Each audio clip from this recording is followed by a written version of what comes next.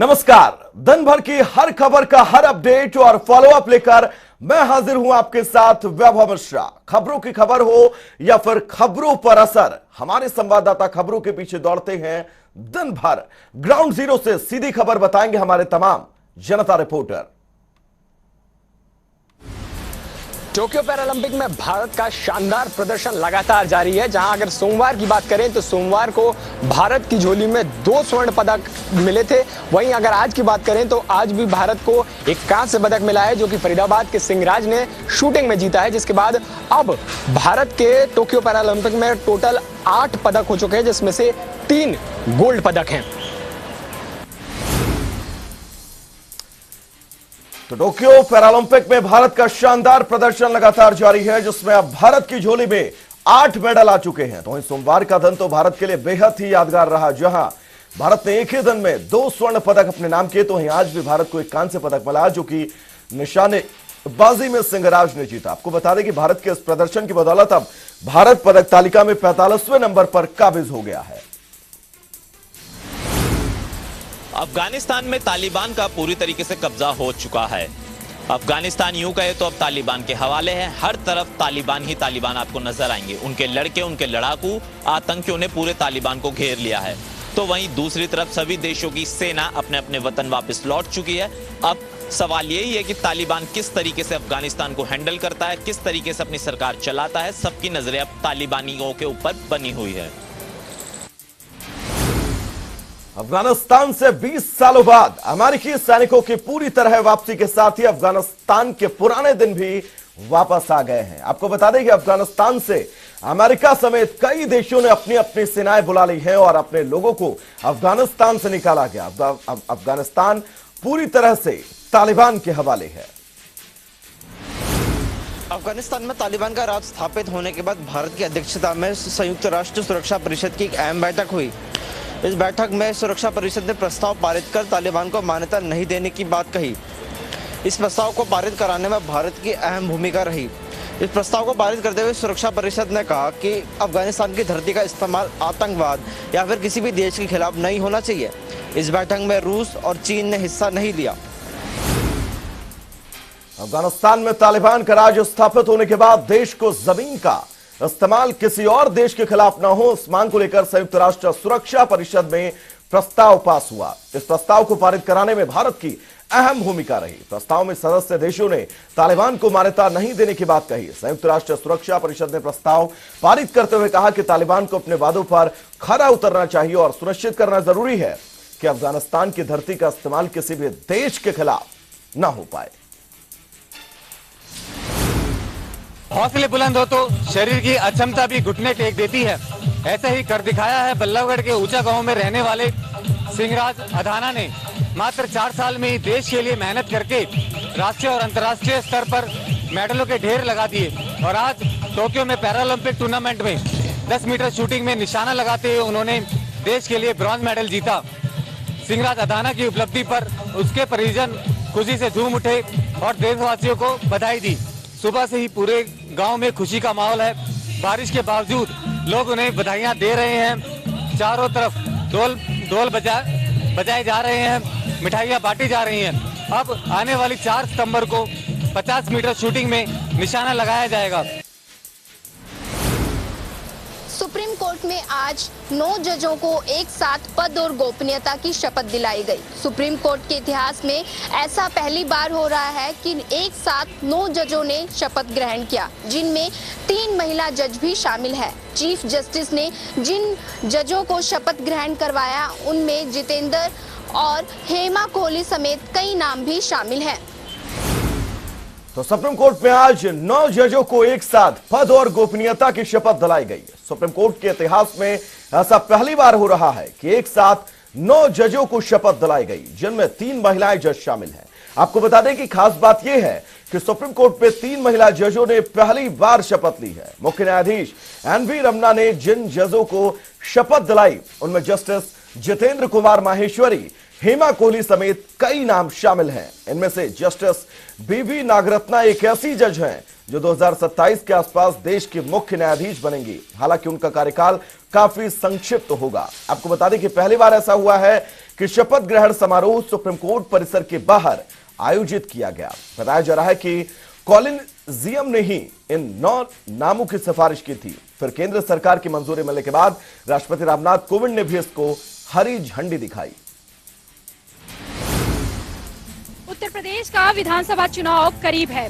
इस बीच कृष्ण जन्मोत्सव के अवसर पर भगवान कृष्ण के नगरी मथुरा पहुंचे मुख्यमंत्री योगी आदित्यनाथ ने एक बड़ा ऐलान किया है। उनका कहना है कि मथुरा, काशी, चित्रकूट, अयोध्या समेत तमाम सभी जो तीर्थ स्थल हैं वहां पर मांस मदिरा की बिक्री पर रोक लगाई जाएगी और इसके लिए बहुत जल्द ही प्रावधान बनाया जा सकता है।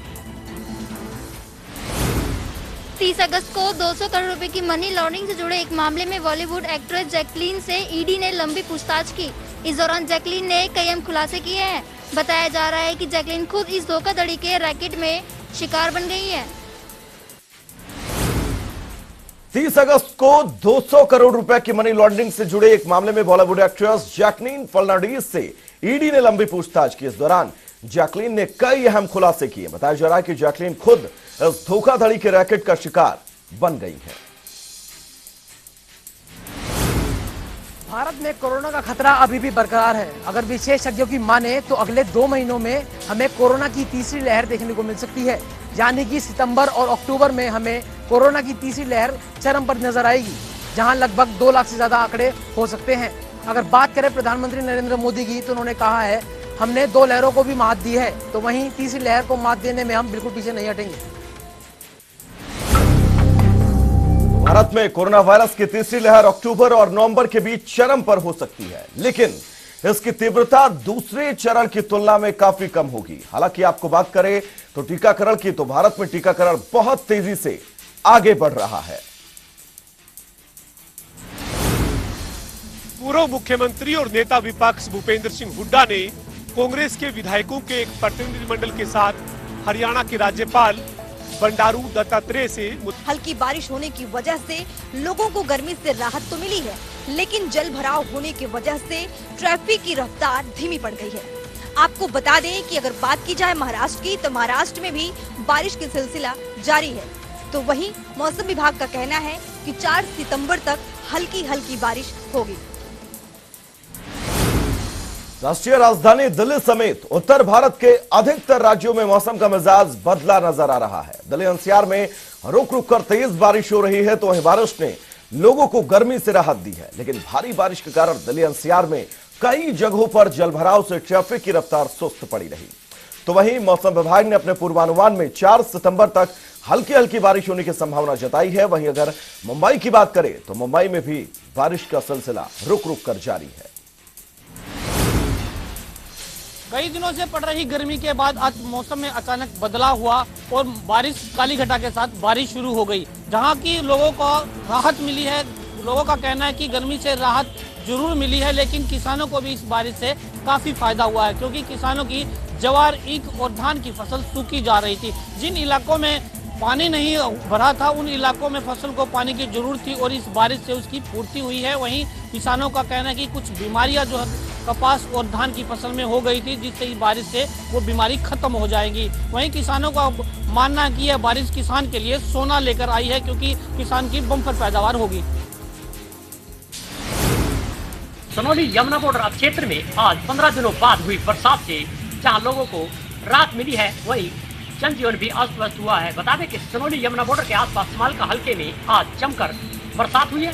दोपहर को करीब 2 घंटे चली इस बरसात से यहाँ पर किसानों को भी राहत मिली है। वहीं गर्मी से किसानों को साथ साथ आम जनता को भी राहत मिली है। जो 15 दिनों से गर्मी चल रही थी, उससे राहत मिली है। साथ ही यहाँ पर जनजीवन अस्त व्यस्त हुआ है। पुलिस भर्ती परीक्षा के मामले में पुलिस ने वो पेन ड्राइव हासिल की है जिसके माध्यम से पेपर लीक किया गया था। बता दें कि 10 दिन पूर्व जम्मू से 3 आरोपी गिरफ्तार किए थे और अदालत से 10 दिन का रिमांड हासिल किया था। रिमांड के दौरान आरोपियों के कब्जे से वो पेन ड्राइव हासिल की गई है, जिसके माध्यम से प्रिंटिंग प्रेस से पेपर बाहर निकला था। पुलिस ने तीनों आरोपियों के कब्जे से पेन ड्राइव, मोबाइल और हार्ड डिस्क बरामद की है। पुलिस का कहना है कि ये तीनों आरोपी मुख्य आरोपी थे। इसके साथ दो मुख्य आरोपी और हैं जिनकी लेकर लगातार पुलिस दबिश दे रही है। हालांकि वो अभी तक पुलिस की गिरफ्त में नहीं आई है। बता दें कि पूरा 80 के लगभग जो रैकेट है, गिरोह के रैकेट के सदस्य हैं, जिसमें से 30 के आसपास जो है पुलिस गिरफ्तार कर चुकी है और बाकियों को गिरफ्तार किया जाना है। इसमें पुलिस के द्वारा 5 आरोपी जम्मू के बताए गए हैं। जो मुख्य आरोपी थे, एक हरियाणा का है जिसके माध्यम से पेपर सर्कुलेट हुआ था। हालांकि बाकी जो सदस्य हैं वो पेपर के आंसर की लेने वाले हैं या आगे से आगे जो है की को फॉरवर्ड करने वाले हैं। पुलिस सबकी गिरफ्तारी की कवायद में जुड़ी हुई है। 2 मुख्य आरोपियों को लेकर पुलिस की एक टीम जम्मू और कश्मीर के अंदर बैठी हुई है और लगातार उनके ठिकानों पर दबिश दे रही है। उम्मीद है कि जल्द ही वो लोग गिरफ्तार हो जाएंगे। हरियाणा प्रदेश के कृषि मंत्री जेपी दलाल आज भिवानी पहुंचे थे। इस दौरान उन्होंने जनता दरबार लगाया और लोगों की समस्याएं भी सुनी। साथ ही अधिकारियों को भी दिशा निर्देश दिए कि लोगों को समस्याएं ना हो, इसका वे लोग पूर्ण ख्याल रखें। इस दौरान उन्होंने पत्रकारों से भी बातचीत की। पत्रकारों से बातचीत करते हुए करनाल में हुए लाठीचार्ज पर भी एसडीएम, जिस प्रकार से एसडीएम की वीडियो वायरल हो रही है, उस पर भी उन्होंने एसडीएम का बचाव किया और कहा कि जहां ये वीडियो वायरल हुई है और वहां से लाठीचार्ज जहाँ हुआ वो 2 किलोमीटर का अंतर था और उस एसडीएम के कोई आदेश भी नहीं थे। इस बात की जानकारी मुख्यमंत्री भी स्वयं दे चुके हैं। कांग्रेस पर भी पलटवार किया और कहा कि किसान हरियाणा प्रदेश की बीजेपी सरकार से बिल्कुल खुश हैं। किसी प्रकार की कमी जो है बीजेपी सरकार के अंदर नहीं है। इस प्रकार की बात भी जेपी दलाल ने कही और कहा कि आज जो है किसानों से जो भी जमीन ली जाती है उनसे पूछ करके ली जाती है, ना कि भूमि अधिग्रहण किया जाता है जिससे किसानों को समस्याएं हों। फरीदाबाद के सोतई गांव में जन्माष्टमी पर्व का हर्षोल्लास मातम में तब्दील हो गया। दरअसल भगवान को दही हांडी अर्पित करने को लेकर विवाद इतना बढ़ गया कि एक पक्ष ने दूसरे पक्ष को गोली मार दी। दरअसल गांव के ही 2 युवक अलग अलग वृंदावन से दही हांडी लेकर आए थे और मंदिर में किसकी दही हांडी पहले चढ़ाई जाए इसे लेकर विवाद ने तूल पकड़ लिया। एक पक्ष ने दूसरे पक्ष के युवक को गोली मार दी जिससे युवक गंभीर रूप से घायल हो गया और जब निजी अस्पताल ले जाया गया उस गंभीर अवस्था में युवक को, तो उसने वहां पर दम तोड़ दिया। फिलहाल इस मामले में पुलिस ने हत्या का मुकदमा दर्ज कर लिया है और पूरे गांव में मातम का माहौल पसरा हुआ है। साथ ही साथ पुलिस आवश्यक कानूनी कार्यवाही में जुट गई है। मृतक के शव को पोस्टमार्टम के लिए स्थानीय बादशाह खान अस्पताल भिजवा दिया गया है और पुलिस ने अपनी पूछताछ जारी रखे हुए है। देश की पहली अर्धन अवार्डी महिला और मौजूदा समय में फतेहाबाद में डीएसपी के पद पर तैनात गीतिका जाखड़ के खिलाफ अगरवा पुलिस द्वारा अब मामला दर्ज कर लिया गया है। फिलहाल अगरवा पुलिस द्वारा गीतिका जाखड़ सहित उनके भाई, उनके पिता और 2 पुलिसकर्मी सहित 3 अननोन लोगों के खिलाफ मामला दर्ज किया गया है। दरअसल जो पूरा मामला था वो 26 अगस्त की शाम का था, जब गीतिका जाखड़ सरकारी गाड़ी में सवार होकर उनके चाचा के घर पहुँचती और वहाँ पर मारपीट की घटना को अंजाम दिया। जो पूरी घटना है वहाँ लगे सीसीटीवी कैमरे में कैद हो गई और उनके चाचा के द्वारा अगरवा थाने में मामला सूचना दी गई थी, शिकायत वहाँ पर दर्ज करवाई गई थी, जिसके बाद अगरवा पुलिस द्वारा कार्रवाई करते हुए कल गीतिका जाखड़, उनके भाई, उनके पिता और 2 पुलिसकर्मियों सहित 3 अननोन के खिलाफ आईपीसी की 5 धाराओं के तहत मामला दर्ज कर लिया गया है। देखना होगा कि पुलिस के द्वारा इस मामले में किस तरह की आगामी कार्रवाई की जाती है। हरियाणा वेयर हाउस के चेयरमैन एवं पृथला से विधायक नयन पाल रावत ने पूर्व मुख्यमंत्री भूपेंद्र सिंह हुड्डा पर क्षेत्रवाद का आरोप लगाया है। उन्होंने कहा है कि हुड्डा के राज में केवल रोहतक और आसपास के क्षेत्र का विकास होता था, लेकिन मुख्यमंत्री जो मनोहर लाल हैं उनके राज में एक बार करनाल का विकास नहीं होगा, लेकिन पूरे हरियाणा का समान रूप से विकास किया जा रहा है। रावत ने आज 2 गांवों में करीब 20 किलोमीटर लंबी बनने वाली सड़क का शिलान्यास किया था। ये सड़कें लगभग 4 करोड़ की लागत से बनकर तैयार होंगी और कहीं ना कहीं सैकड़ों लोगों को इसका फायदा मिलेगा। रावत ने दावा किया कि लगातार जो है पूरे हरियाणा में बीजेपी सरकार समान विकास कार्य करा रही है। महम में एक हार्डवेयर व्यापारी से 25 लाख रुपए की फिरौती मांगी गई है, जिसको लेकर महम के व्यापारियों में रोष बना हुआ है और शहर में दुकानदारों में, व्यापारियों में और पीड़ित परिवार में दहशत का माहौल है।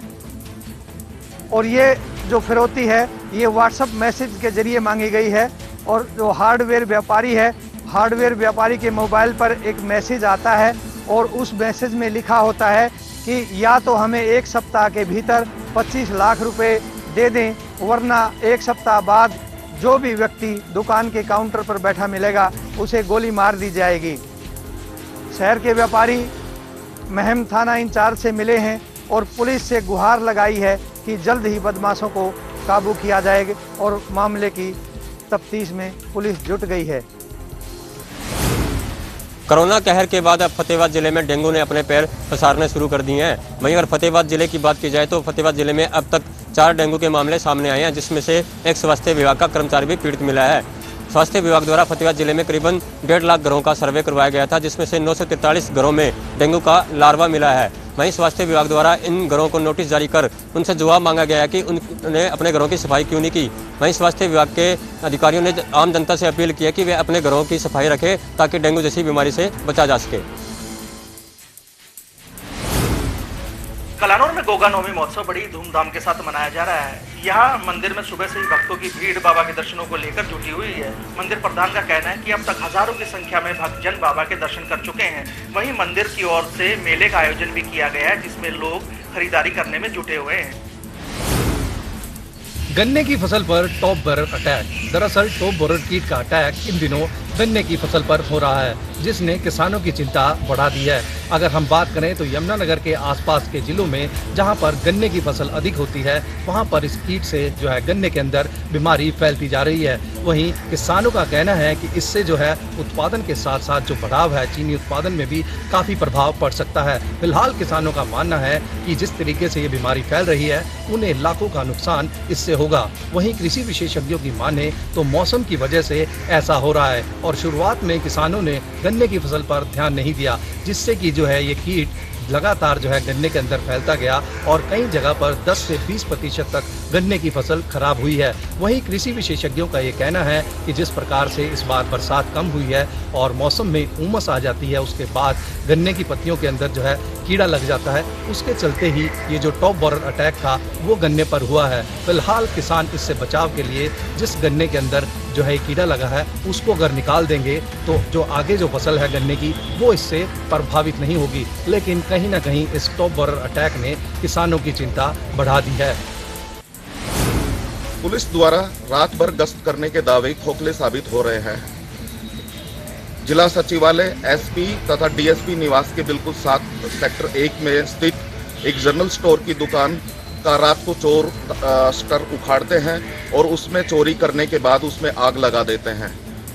लोग पड़ोसियों ने मालिक को सूचना दी जाती है। उसके पश्चात मालिक मौके पर पहुंचता है और उस अग्निशमन को सूचना देता है। दमकल की 2 गाड़ियों ने आकर रात करीब 3 बजे 1 घंटे बाद आग पर काबू पाया।